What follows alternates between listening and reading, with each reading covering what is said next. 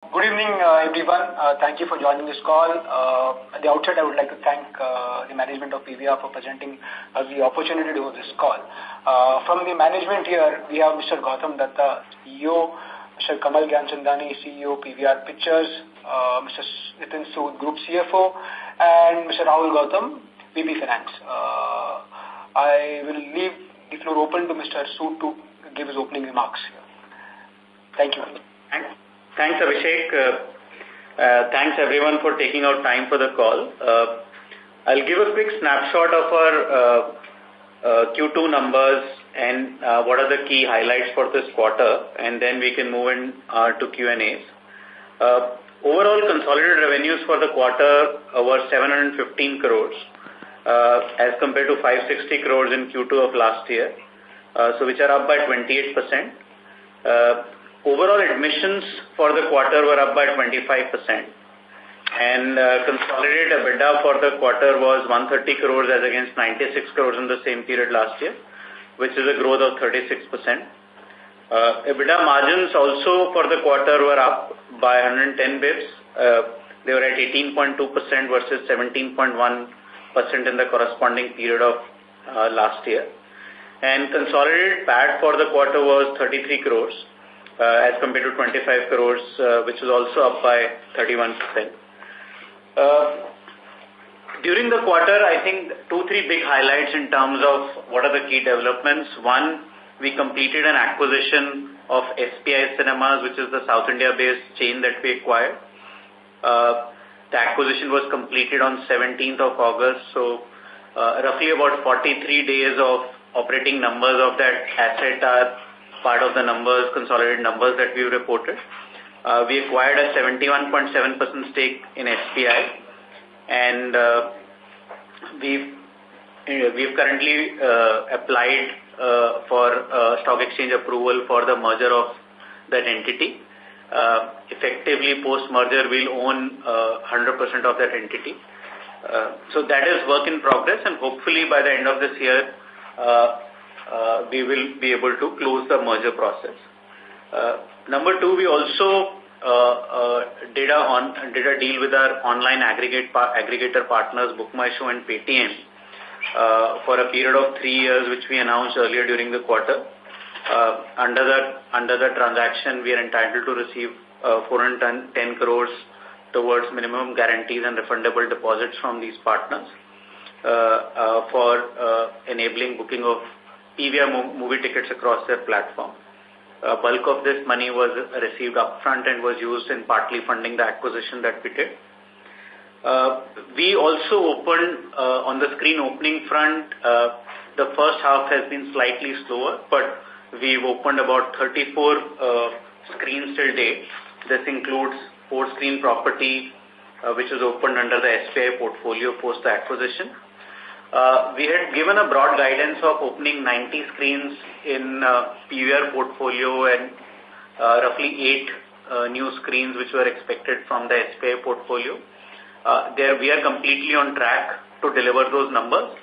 We'll add about 22 new screens during this quarter and another 43 screens during Q4. Bulk of screens which are scheduled to open this quarter are already completed and awaiting licenses, and some of the screens which are expected to open in Q4 are in an advanced stage of fit out. So our guidance remains unchanged on that front. During the quarter also, we've opened on an operating front from a technology perspective. Our Onyx screen, which is the latest technology from Samsung, the first Onyx screen in property at Vasant Kunj, Delhi. So that's been in terms of technological upgradation. And we continue to kind of build on the softer side, build our loyalty program further from what we launched last year, and work on various initiatives to drive consumption up at our cinemas. So these are some of the initiatives that are work in progress. In addition to that, we've also recently launched a movie seat cancellation product, which enables people to cancel movie tickets after the booking right up to 20 minutes prior to the show, which gives a greater freedom and flexibility to people to plan their movie purchase well in advance and gives them a complete flexibility to be able to change their plans if there is a change. We think long term this will help and encourage people to kind of plan their movie purchases better and hopefully drive consumption up. So these are some of the initiatives we continue to work upon to improve the movie-going experience for our customers. So that's a broad snapshot of where things are, and I'd like to now open the floor for Q&As. Sure, thank you very much. We will now begin the question and answer session. Anyone who wishes to ask a question may press star and 1 on their touchtone telephone. If you wish to remove yourself from the question queue, you may press star and 2. Participants are requested to use handsets while asking questions. Ladies and gentlemen, we will wait for a moment while the question queue assembles.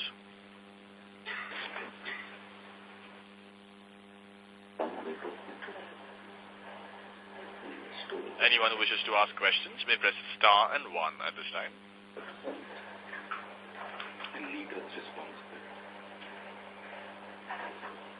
The first question from the line of Darshan Mehta from UBS Securities. Please go ahead. Thanks for taking my question, sir. So my question was, there has been an increase in unallocable liabilities. So can you just throw light on what part is this?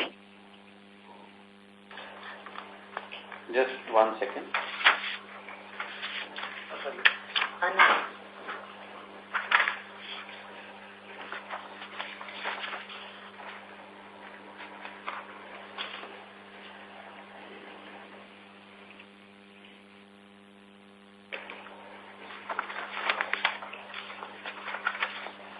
So this is just a accounting classification. Unallocable liabilities. This is a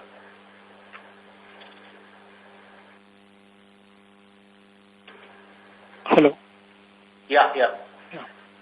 Why don't we come back to this question in some time? Sure. Let me just look at the breakup. Sure. So, and my second question was regarding the food and beverage. What has been the impact on food and beverage segment due to the High Court order? Can you just quantify? Yeah, so if you look at the food and beverage revenues for this quarter, they have been muted. Our SPH growth has been muted. The company has proactively taken calls to address the price value equation in markets based on the customer feedback. And we've actually done a lot of offers and promotions. So that has been a muted growth in SPH in this coming quarter, but it is bouncing back now.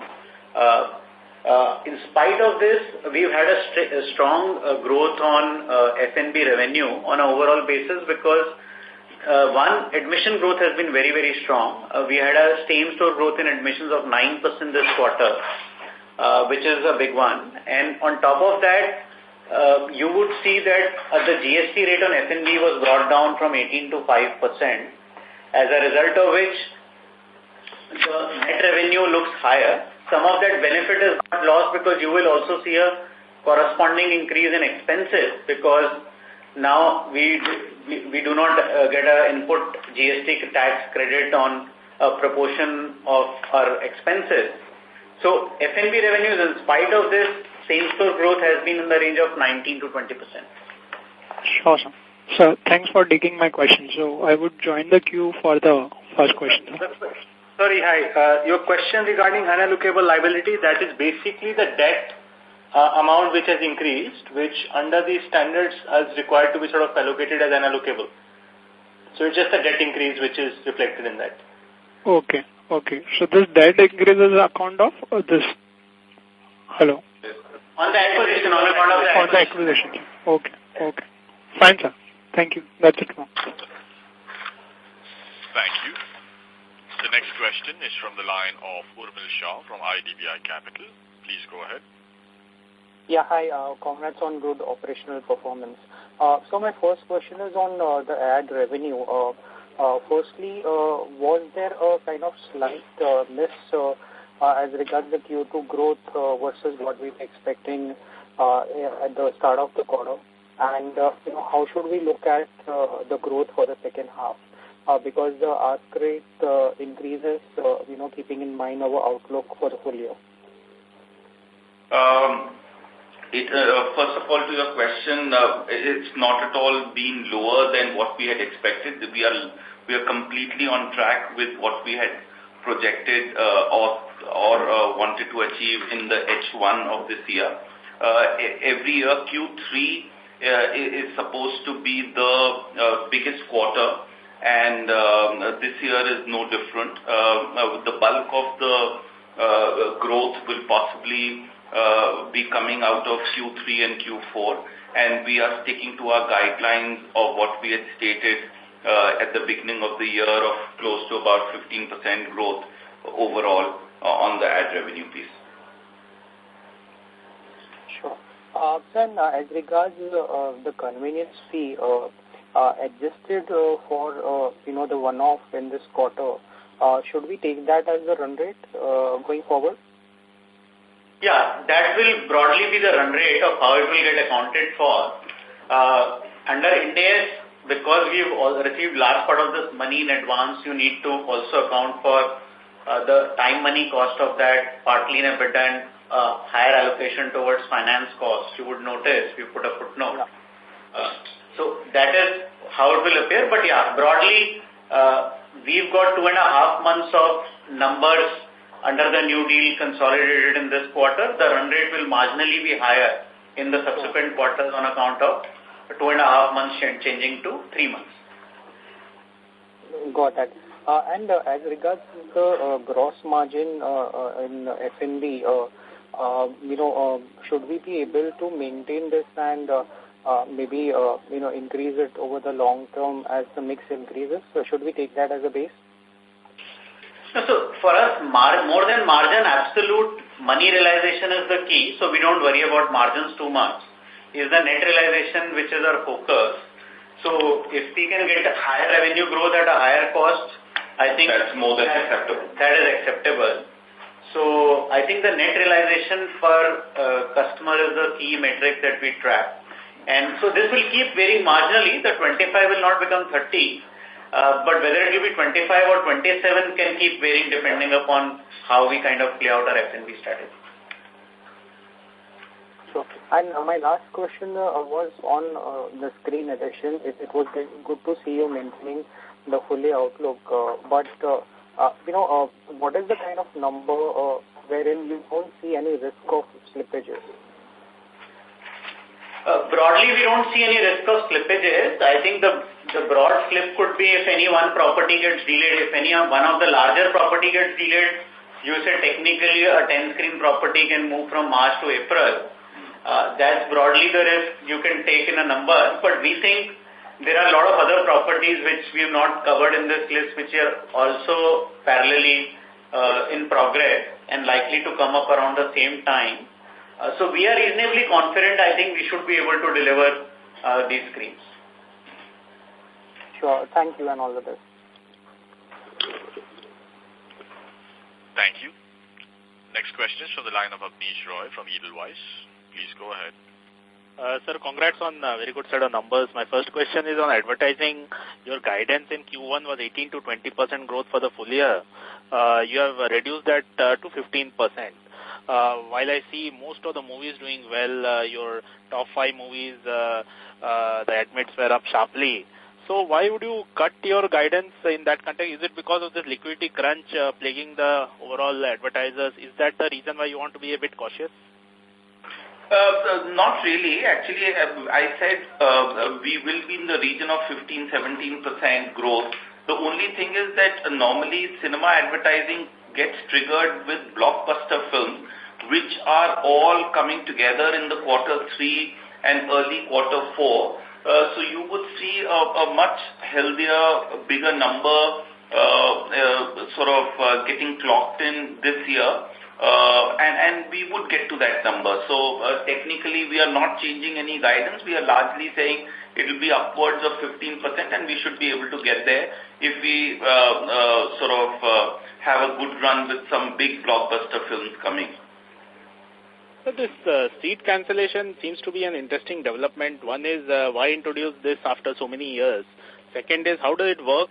So does he get some points which he has to use later, or you reimburse him cash? Could there be some negative impact on the occupancy because of this?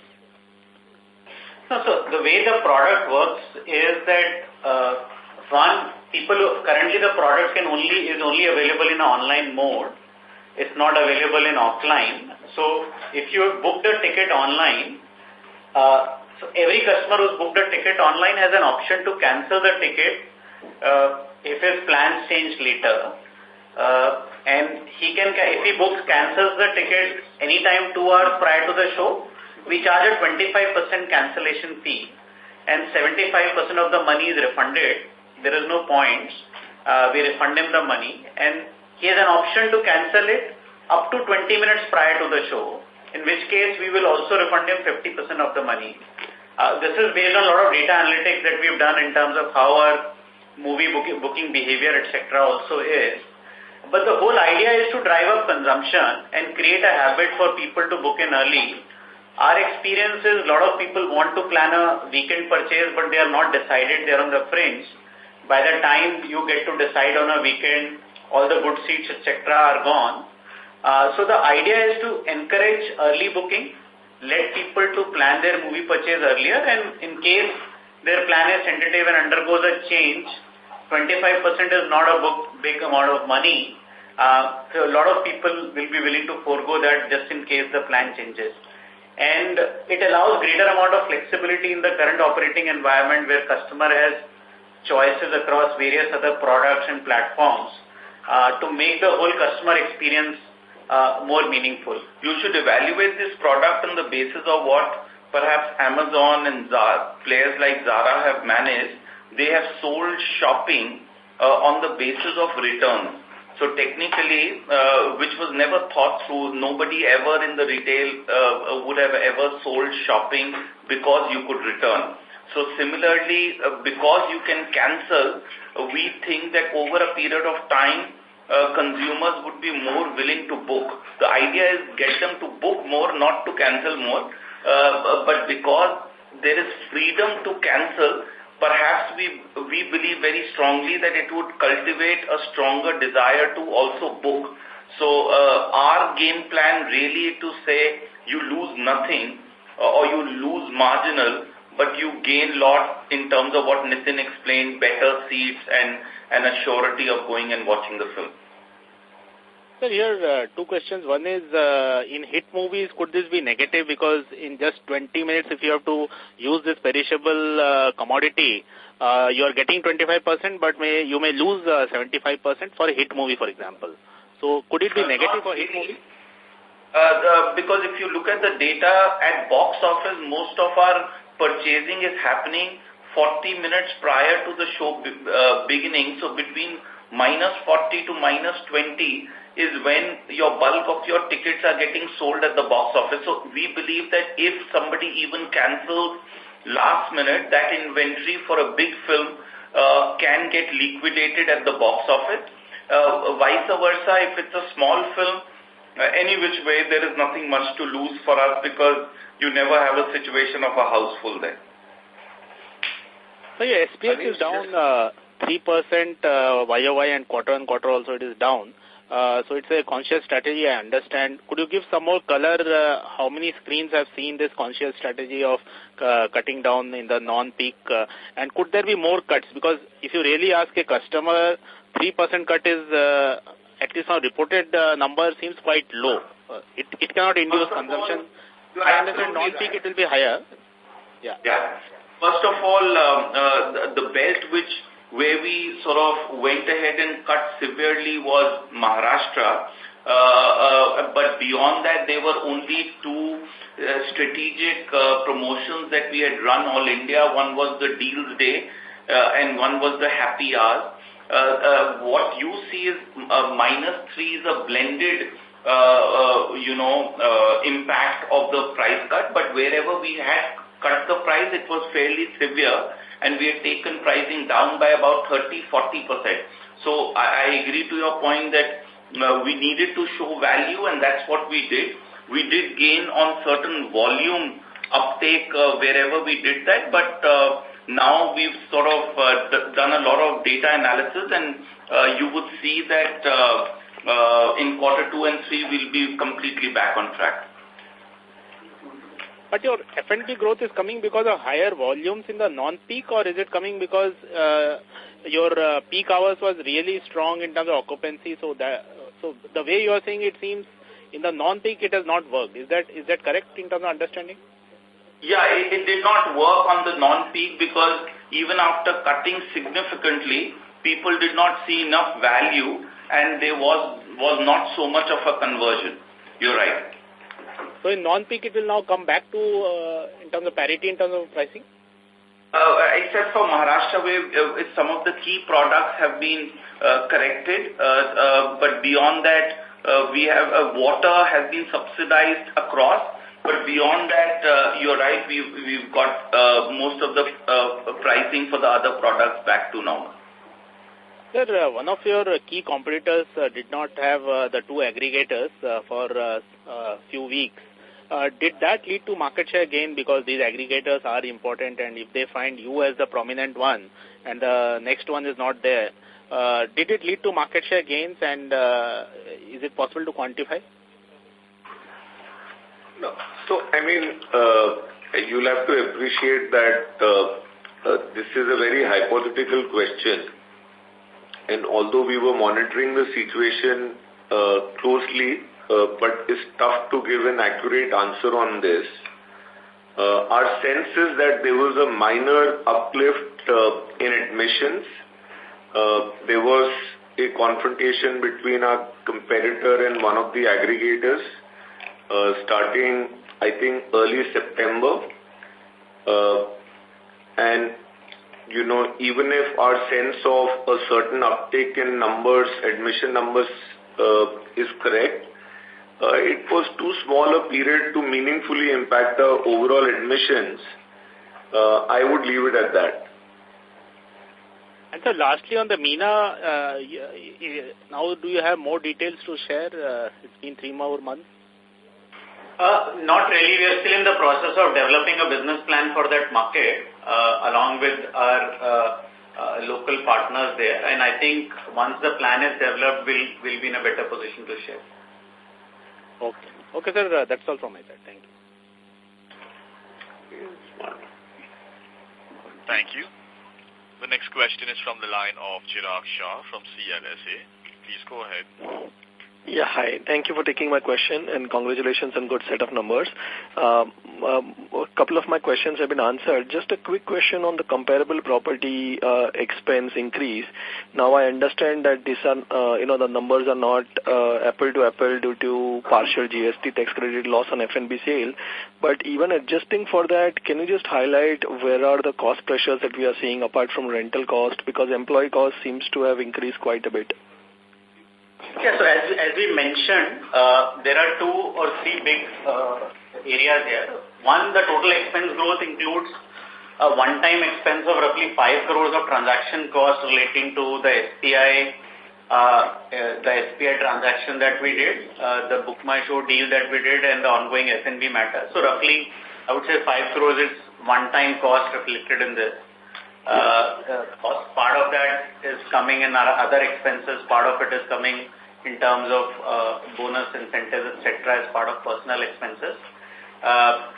The big pressure areas really, apart from that, I think roughly because we now lose 30% of the input credit, GST input credit, in almost all the expense lines you will see the big ticket lines about 30% of 18% being disallowed, which is about 5.5%. In some cases, it is marginally lower. Some cases, it's marginally higher. Yeah. On the other expense side, we are also running a lot of operating initiatives this year, including investment in the loyalty program, investing in marketing, investment in a lot of digital and IT infrastructure and services, which is reflecting in higher other expenses. But we believe some of these costs with some of the programs that we are building is also helping us to build on a long-term higher occupancy threshold, helping us to drive up admissions. So these are really the areas where we would look at as an investment that we are making this year.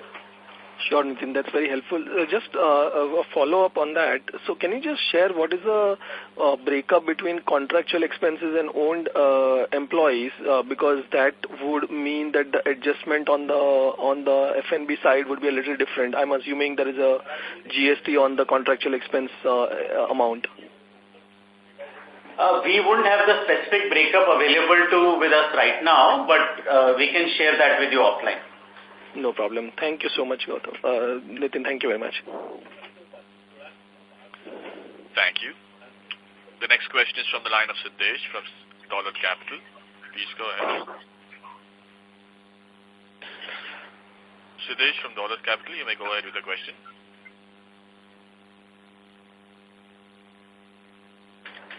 There seems to be no response from Siddesh's line. We'll move to the next question. The next question is from the line of Swati M from East Capital.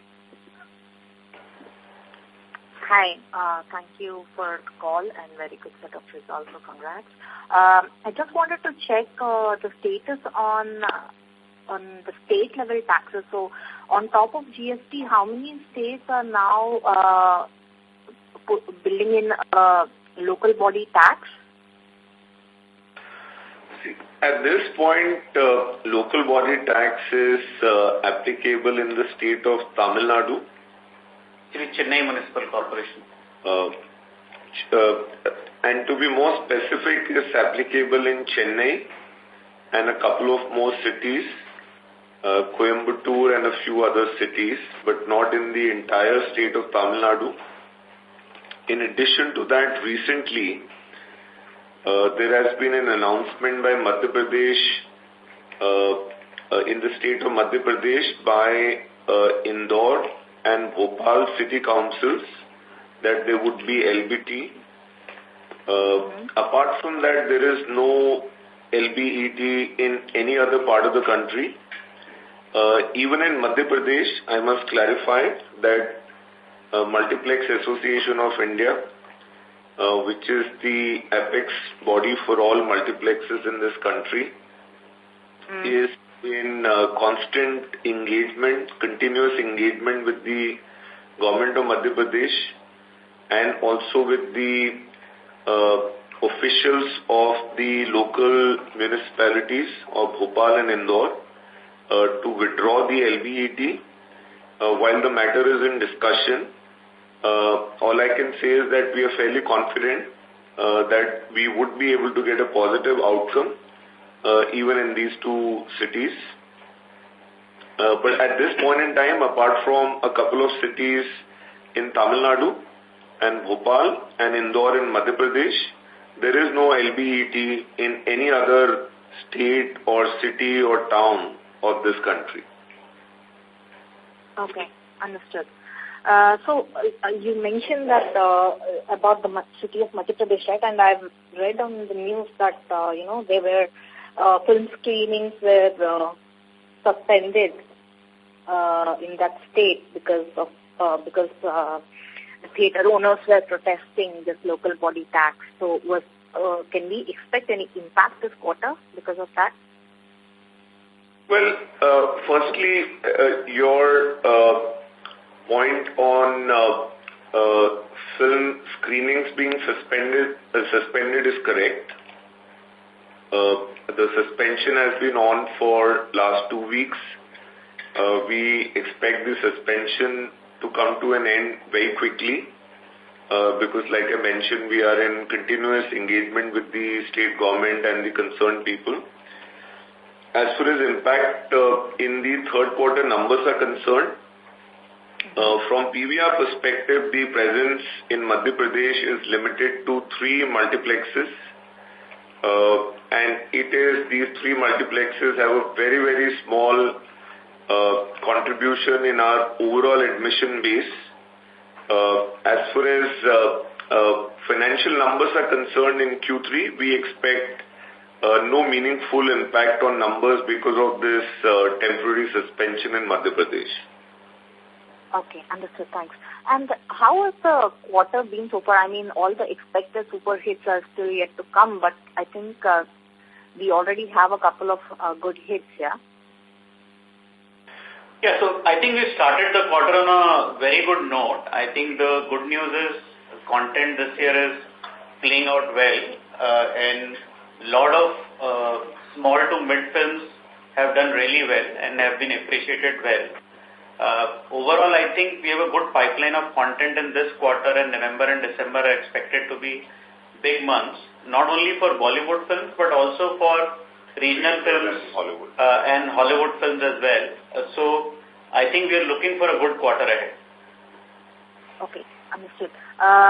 And then in your annual report, you had mentioned that 50% of the transactions are now online. Can you tell us how much of this 50 would come from aggregators?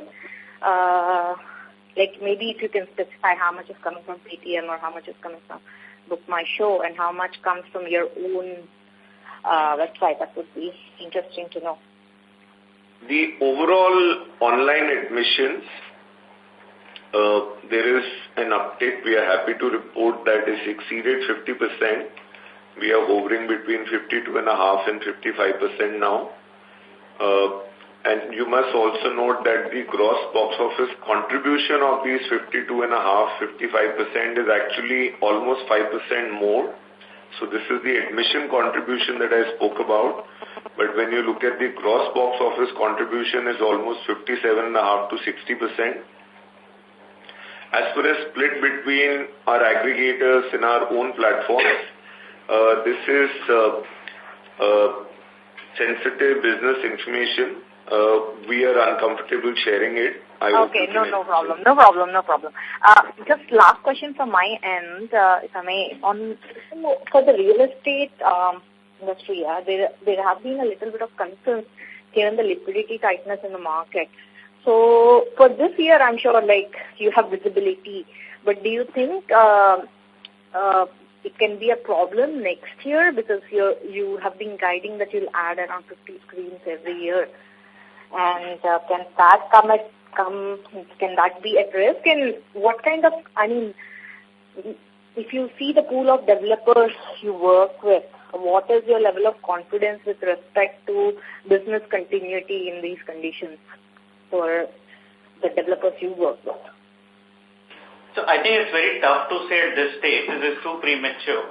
We have a lot of screens or malls getting built. How this will impact 6 to 7 months out is very tough to predict. All I can say is we have a very strong pipeline of shopping centers. And this point of time, we do not see any major risk to that unless the whole financial condition for the real estate sector becomes extremely tough over the next 6 to 9 months. There could be an impact, but I think it's too early for us to comment on that. But for this year, are you pretty confident on the 90? I mean, you've already told us in your guidance, but the visibility is pretty strong with respect to, if the license comes in, the multiplex will be operational. Is it at that stage? That's correct. Okay. One last question, if I may. Just because you're increasingly opening screens in South, right? If you have to describe the behavior of the customer in South, like with respect to F&B spend or with respect to maybe ad revenue per screen, because ticket prices anyways are lower, we all know that, but if you could just give some qualitative input on this. So South technically can be are three different worlds in our thinking. Bangalore behaves or Karnataka behaves in a certain manner. AP behaves in another manner, and Tamil Nadu is another animal in its own self. So the fact is that they consume a lot more languages, and hence the admissions are very, very high in all the three markets. As far as the SPH goes, they go far beyond the norm of 45% of the ATP value, specifically in markets where prices are kind of regularized. Consumers are in a habit to come and eat, and what we've seen is, as against any other market where SPH is normally about 45-50%, in these markets there is a huge capability of taking that SPH much higher than that ratio. Having said that, the third question you asked was on advertising. Most of our advertising generating market is Delhi, Bombay and Bangalore.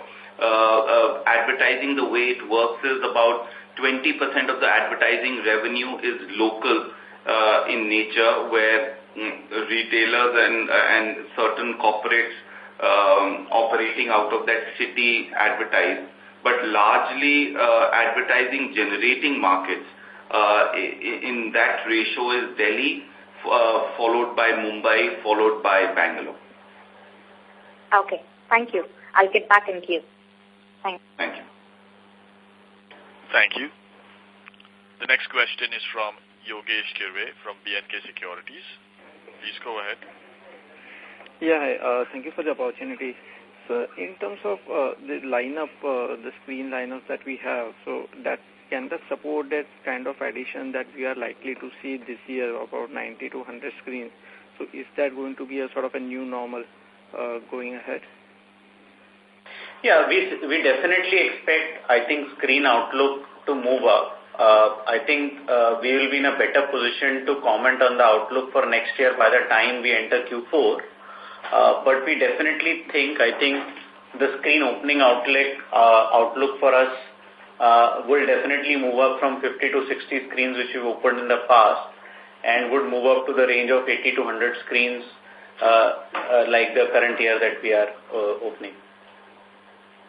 Right, thanks for that. And so secondly, we are seeing a lot of premium properties which have been opened off late by the PVR. So our usual guidance in terms of the capex per screen of about 30 million, so that stays, right? Yeah, that stays, and it's a portfolio, as we say. Some years it will be marginally higher, some years it will be marginally lower, but there is no change in that. Right. And so any guidance or what would be the capex apart from the new screens during the current year? Our total capex this year should be in the range of 425 to 450 crores. That should be a total capex. This is based on 100 screen additions, right? Based on about 90 plus screen additions that we are doing this year. Of course, in this I have not counted the SPI screen, so that should be another 20 to 25 crores. So it will be in that range of 450 crores capex. All right. And just lastly, just on bookkeeping, so I think the food and beverage spend per head, as far as the Satyam cinemas are concerned, does that work out to something close to our number only, in terms of around 90-93 rupees? Yes, that is absolute. Okay. Yeah, that's all for me. Thanks for that. Thank you. The next question is from the line of Darpan Thakkar from HSBC Securities. Please go ahead. Hi, thanks for the opportunity. One question is, entertainment tax has gone up, so maybe it is because of the merger of SPS Cinemas. So is this a new normal? Where is entertainment tax gone up? Which specific slide are you referring to? So it's not in any this presentation. I just calculated it based on the numbers. So no, entertainment tax is not gone up. So how much is it? It is the same GST rate applicable everywhere. I think what you may be referring to is that in Chennai specifically there is LBET. Yeah. So Chennai specifically has LBET for Satyam because there is LBET in that market. So for SPI as a circuit, your effectively difference between gross and net is higher, because in addition to entertainment tax, there is also LBT. So there is no change technically otherwise. Okay. And one question is, how much of subsidy is yet to be reported, which is not being reported because of GST? No, so post GST we are not reporting any subsidy. As we've taken a call that as and when the government kind of clarifies its position on how they will deal with the post-GST scenario. We will deal and account for it.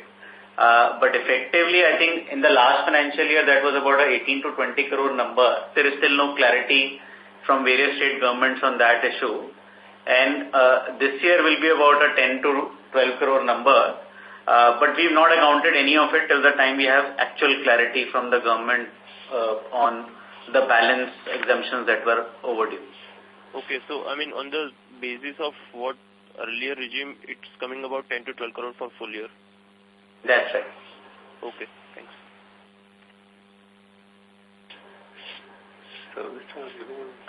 Thank you. Next question is from the line of Utkarsh Maheshwari from Reliance General Insurance. Congratulations for the good set of numbers, sir. Hello? Yeah, thanks. Yeah, actually, what was the total consideration we paid for Satyam acquisition?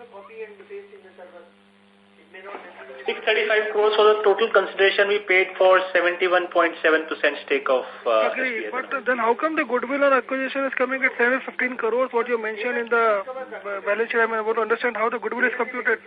No, that also accounts for the minority interest amount, which is 250 crores.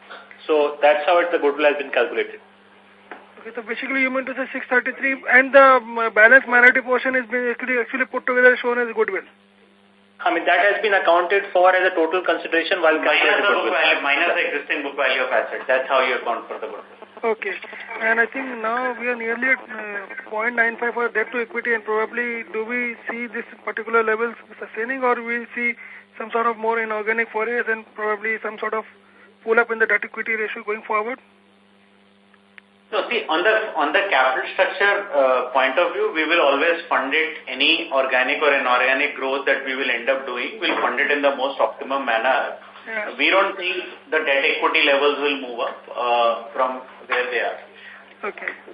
And I mean, if you can just, break down that as a goodwill components, that should be helpful, because I mean, it really comes up as a surprise.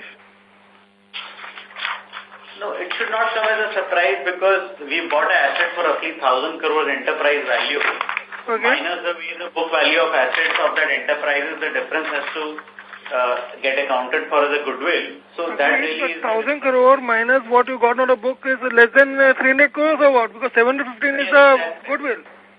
That's true. Huh? That's true. I mean, I'm not got the answer. Can you just repeat? So basically, 635 crores is the consideration we paid, 250 crores of value of minority interest. The net asset value that we have got after doing the fair value of this, we've got about 200 crores, so balance is the goodwill amount. Okay, so this particular thing will be actually amortized over the period of time then? No, goodwill doesn't need to be amortized in the books at all. It only needs to be tested for impairment under the... 500 crore का goodwill हो जाएगा ना going forward after that also. 700 crore आप लेके बैठे हो, उसमें 250 crore का asset आएगा तो 500 crore तो दिखेगा ना books में. वो books में चलता रहेगा goodwill. Goodwill will not need to be depreciated. अच्छा, so you will be only testing for the impairment at the year-end levels. Absolutely. Okay, great. Thanks. Thank you. The next question is from the line of Raghav Akar, who's a retail investor. Please go ahead. Hello, thank you for the opportunity, sir. My question is regarding F&B. In the last few months, we have expanded our brand Simply Sufi. My question is, are we looking forward to expand it as an other entity from multiplexes, or we are limiting it to multiplexes? Currently, it's an early stage. We are currently only focusing on multiplexes. If we get decent opportunities in and around our cinemas, we may look at it, but currently we are only looking at multiplexes. Are we looking to add Simply Sushi stores in Bombay and Bangalore also going further? I can't comment specifically on that because it's an operating question. I think we look at all such opportunities based on every cinema in metrics. We may add, if we find there is a decent demand and the price value equation works, then we will add a few stores. If you come to Andheri PVR Icon, which is part of Infinity Mall, you will find the Simply Sushi counter there, which is part of the cinema, inside the cinema. So it's available in Bombay. If you're around in Andheri West, please feel free to visit. Okay. My second question is regarding Director's Cut. It has been years since we started Director's Cut in Delhi. So are we looking to start most Director's Cut multiplexes in Bombay and Delhi, Bombay or Bangalore also? See, Director's Cut is a very niche and a differentiated product. We need a certain landscape, quite like what Kamal was explaining in terms of Simply Sushi. It needs a certain demographic and a profile of customer and the mall. But yes, to your question, we are expanding Director's Cut franchise. There is one more signed in NCR, and there will be one soon in Mumbai as well. Okay. Thank you. My third question is regarding your approach towards Tier 3 and Tier 4 cities, because there was something which I read somewhere that you guys are opening a sub-brand for the Tier 3 and Tier 4 cities. Well, we will soon be making an announcement in this regard. We would not like to jump the gun because our first low-cost cinema targeted towards Tier 2, Tier 3 is slated for an opening shortly.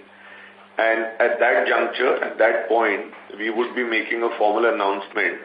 So kindly bear with us till then. Soon you'll have more information on this.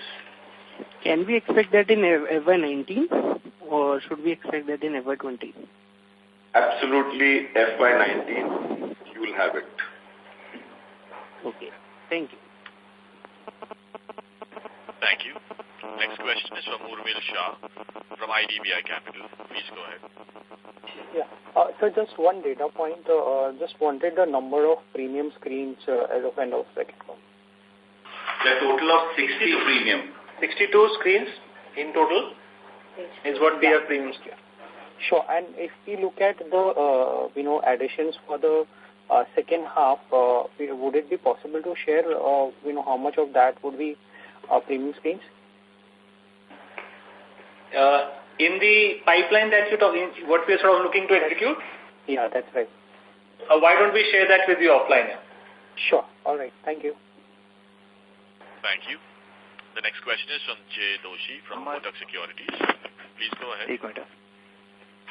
Hi. Congratulations on a good quarter and thanks for the opportunity.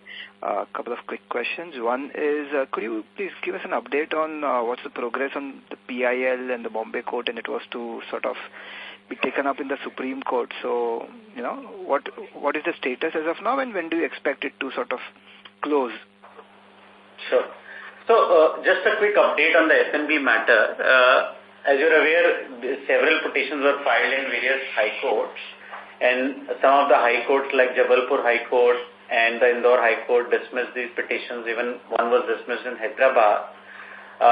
The matter of J&K High Court, which had passed an order in favor of the respondent in Jammu and Kashmir, was challenged by the Multiplex Association in Supreme Court. A stay was granted on that matter. Subsequent to that, the matter which was being heard in Bombay High Court regarding the PIL, the Multiplex Association of India had filed a transfer petition to transfer that petition in Supreme Court and requested for a stay of proceedings in the Mumbai High Court. And a stay of proceedings was granted by the Supreme Court. Subsequent to that, no next date for hearing has yet been set up in the Supreme Court. And I think as and when the next date for hearing is set up in the Supreme Court, the matter will come up in Supreme Court. So now all the matter has been clubbed, both the J&K matter and Mumbai matter has been clubbed, and currently stay of proceedings has been granted, and we are awaiting for the next date of hearing on the matter. Great. Thank you so much for detailed explanation. Now, in terms of some price value, improving the price value equation, I think you experimented largely in Maharashtra, which you talked about. And so what's the way forward? Do you intend to roll it out across the country? And should we expect further decline in SPH from the current levels, or it will stabilize at these levels and grow going forward? This would grow and it may be slightly muted to the kind of outlook we had at the beginning of the year. But having said that, we will definitely grow from here and post close to about a 5%, 4 to 5% increase on SPH over last year. In FY19 over FY18? Yes. In the second half of the year. In the second half of the year, we're talking about. Understood. Now, what is the peak debt level that we should expect, net debt level that we should expect, by the end of this year? And also, if you can sort of give us some indication whether it will sort of further increase in case you invest in Middle East and Saudi Arabia. Yeah, I think, so I would like to keep the Middle East and Saudi Arabia part out of it because we're still in the process of kind of reviewing the market and kind of figuring out the development plan, etc. So we are in a kind of a feasibility phase right now. But we think our debt levels should peak between 1,300 to 1,400 crores this year, depending upon certain milestones. So that will be where the debt levels will be. Right. Understood. And, you are planning to open about 60-odd screens in second half. That's something which we have not seen in the past few years. So any one-time launch expenses or anything you would like to call out in terms of absolute numbers? Or no, there's nothing significant as a launch really required. It's also been there in this quarter, including launch and including some of the brand building campaign ads that we've done. So that's part of the operating part of the business, nothing significant. I think that's part of the operating core of the business. So that's nothing out of whack. Great, that's good to know. And the final one on SPI, now that you've taken over control, and are you still expecting the same kind of, EBITDA contribution, for full year of operations from the entity, which was, I think you indicated 20% plus EBITDA and about 110 crores of absolute EBITDA in FY20. Is that still the expectation, or can it be better, or? Yeah, I think it's early days. We only kind of been in control of the asset for 60-65 days. But I think it's running completely on expected lines. You would have noticed in 40 days of operations, I think the asset is delivering good numbers. Q3 and Q4 are going to be good quarters. And as we add more pipeline of screens from their portfolio, our expectation is, I think, we will definitely hit that number. And as we realize more synergies in next 6 to 9 months, we'll have the ability to comment whether this guidance can be even better than what we are thinking or not, but we are completely on track. Great. Thank you so much and all the best. Thanks. Thank you.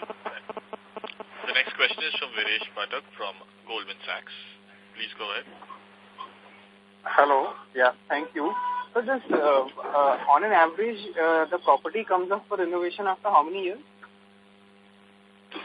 It varies location to location, but roughly between 6 to 7 years is typically the renovation cycle for a property. And what would be the cost of, like, if this is 3 crore is the new capex on an average, renovation cost would be how much? Typically 30% of that. But again, as I said, depends on the profile of the property and how many visitations it's had. We're discussing averages, so I'm just giving you an average number. Okay. But typically that kind of money. So this, on the P&L, this retained maintenance, common area maintenance and repair and maintenance, which is about 200 crores per year, which you expense through your P&L, that is not on renovation, right?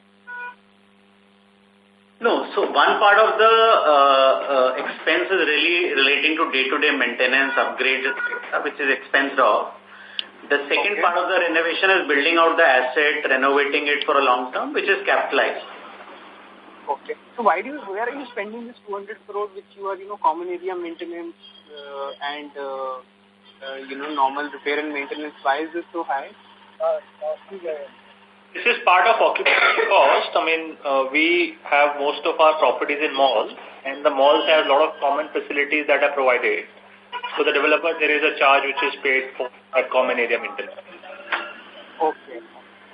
And for, renewals that are happening for malls, what is the escalation you're seeing on an average on the metro side? There is no average. Every location is different. I think they are priced to the market. So there is no average. It is ranging between 10% to 50%, depending upon location to location and at what point of time it was signed and what the current rentals are. Oh. All right. Thanks. Thank you. Next, we have a follow-up question from Swati M. from East Capital. Please go ahead. Hi. Thank you again for the opportunity. Just wanted to check on two things. So, the subsidiaries, these joint ventures that you have put up, right? The CMAs and the Singapore International PVR Pictures. Just wanted to check, for ZMAs, I know that you have the 70% stake. Who owns the rest? And then Singapore International PVR Pictures, what is the plan there and what is the stake that you have and what kind of investments will you do? So on ZMAs, the balance stake is owned by the founding partners of that business. There are two owners who started that business, so they own the balance stake. They run and drive the business. PVR is only an investor. In case of PVR Pictures, there's just an entity that we've set up to explore distribution opportunities outside of India. So it's only technically a shell company right now. There is no business which is currently been started. Okay, understood. And then I was in India recently and visited Hyderabad and saw a movie in PVR. I just wanted to check because the tickets for the recliner were around 250 rupees. I mean, is it a cap? I thought the cap was 300, and why aren't you then charging at the cap? Because I think people would pay in Hyderabad. No, Hyderabad the cap is 250 for recliners. Oh, okay. Because I read somewhere that it's 200 to 300 depending on the format. Okay. So it's 150 for normal and clearly specified. It's 250 for the recliner. It could be, I'm not so sure, it could be 300 for the gold class auditorium, but recliners, last row recliners is only 250. Oh, okay, understood. Thank you so much. Yeah. Thank you very much. Due to time constraints, we'll take that as the last question. I would now like to hand the conference back to the management for any closing comments. Thank you everyone for taking out time for the call.